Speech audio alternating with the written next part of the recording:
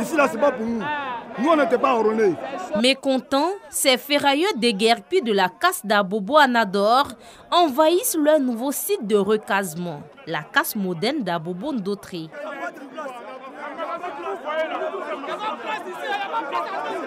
Selon eux, il n'y a aucun magasin disponible pour les recevoir, comme indiqué par la municipalité d'Abobo lors de leur déguerpissement. Il n'y a pas de place, on veut nous déloger.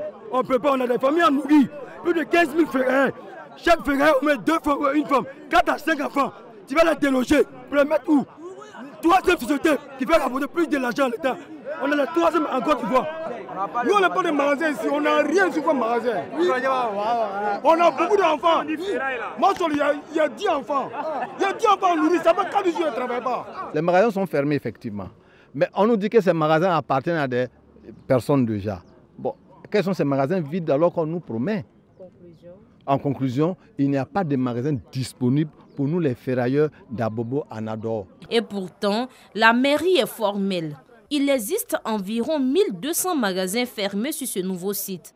Leurs propriétaires, eux, préfèrent rester à la casse d'Abobo à Nador. Il est question que les magasins qui sont fermés ici à la ferraille et des gens sont installés, n'est-ce pas, à la ferraille d'Anador, Banco, alors qu'ils ont des magasins fermés ici. Que ceux qui ont plus des magasins qui sont fermés, qui viennent occuper ces magasins-là, c'est progressivement qu'elle va travailler. S'ils viennent occuper ces magasins, on saura combien de personnes qui restent comme ferrailleurs pour ne pas les réinstaller. Les responsables de la municipalité assurent. Un fonds de soutien est également prévu en vue de faciliter le recasement des artisans ferrailleurs vers Ndotré. Toutes les dispositions sont prises.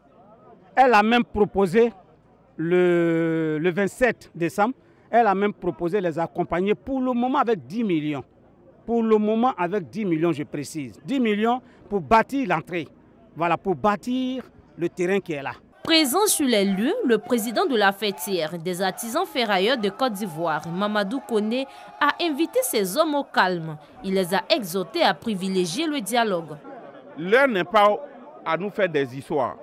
Ceux qui sont là, ceux qui sont déguerpis à Bobo, nous sommes tous des frères. Nous étions tous sur le site d'Adjamé. Ce n'est pas entre nous qu'on doit se faire des palabres. Toutefois, les ferrailleurs émettent des doléances au premier magistrat de la commune. Madame le maire, nous ne sommes pas contre vos décisions. Nous sommes avec vous. Nous sommes en phase avec vous. Vous êtes notre maire. Nous allons avec vous partout où vous nous allez d'aller. Si vous dites d'aller à gauche, on ira à gauche. Si vous dites à droite, on ira à droite. Mais pardon, madame le maire. Clémence, pardon.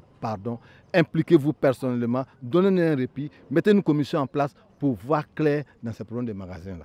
La casse d'Abobo Ndotré compte 3200 ferrailleurs recensés et plus de 100 garagistes.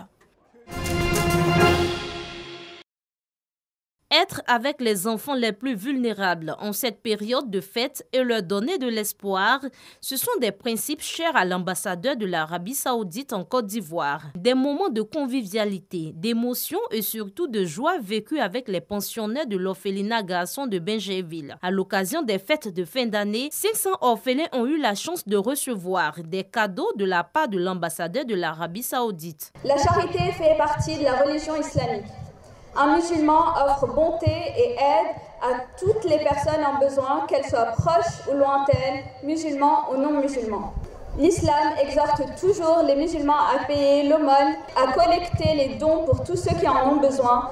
Occasion pour le président de la Fondation Paix et Unité en Afrique, Konaté Kassoum, de remercier l'ambassadeur et de féliciter le personnel du pensionnaire pour l'encadrement et la qualité de l'éducation qu'ils offrent aux orphelins. Chers enfants, ce cadre de vie particulier dans lequel vous êtes ne fait pas de vous des enfants marginaux, encore moins des enfants abandonnés. La vie a certes ses réalités, parfois tristes, mais soyez rassurés que vous n'êtes pas seuls.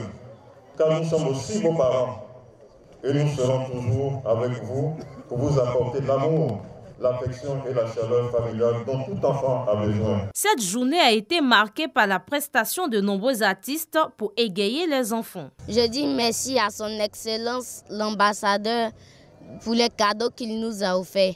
Rappelons que c'est en 1972 que l'orphelinat de Benjerville a été créé.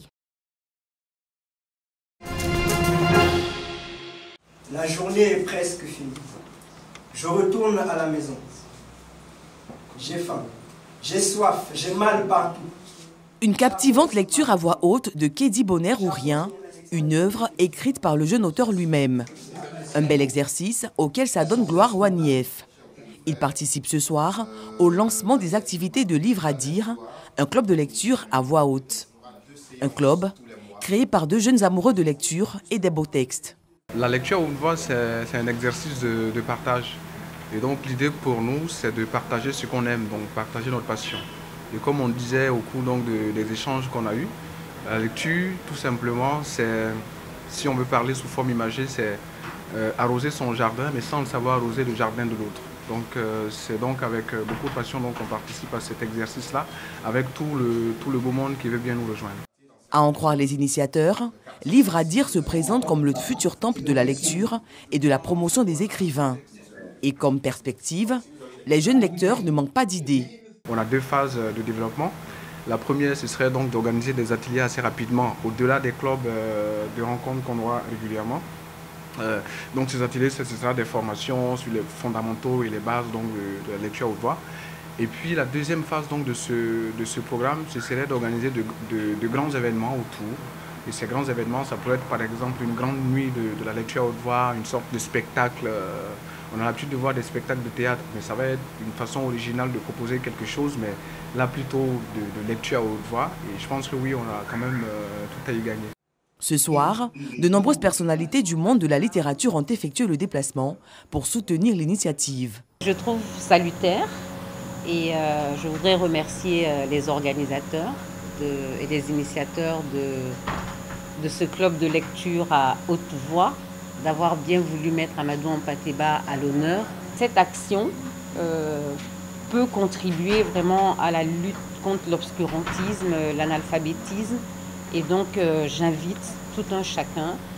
Et c'est pour ça que le concept de lire à haute voix est intéressant, parce que cette lecture n'est plus solitaire, mais cette lecture est audible.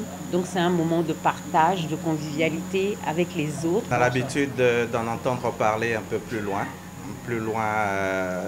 de nos tropiques. Et ici, c'est la première fois que c'est en train d'être fait. Je suis heureux de connaître les initiateurs. Je viendrai essayer d'écouter les autres, prendre quelques rudiments chez les autres, les ajouter aux miens et puis essayer de m'améliorer en lecture et puis pour mieux faire mon travail. Livre à dire, le club de lecture à voix haute tiendra ses activités à la Villa Kena de Dr Aminata Kane, elle-même amoureuse de lecture et ambassadrice des livres. Le club ambitionne étendre ses activités dans les lycées et collèges.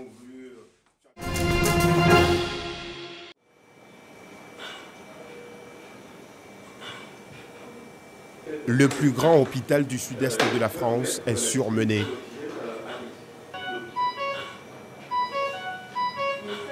Les patients atteints de Covid occupent les 3/4 des lits de réanimation. Actuellement, le système de santé en région PACA et plus particulièrement dans les Bouches-du-Rhône est mis à terre à cause d'une population non vaccinée. Et dans les réanimations marseillaises, 85% des patients sont des patients non vaccinés et c'est des hospitalisations qui sont parfaitement évitables. Si on est vacciné, on ne vient pas en réanimation.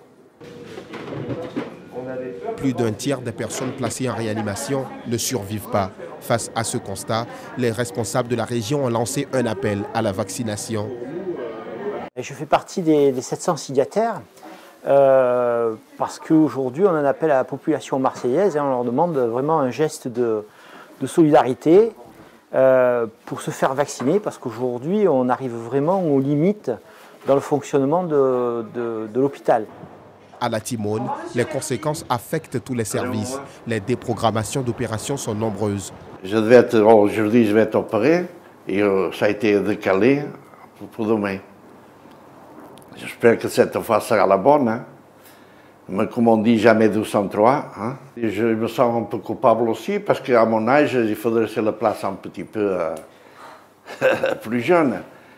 Mais c'est difficile.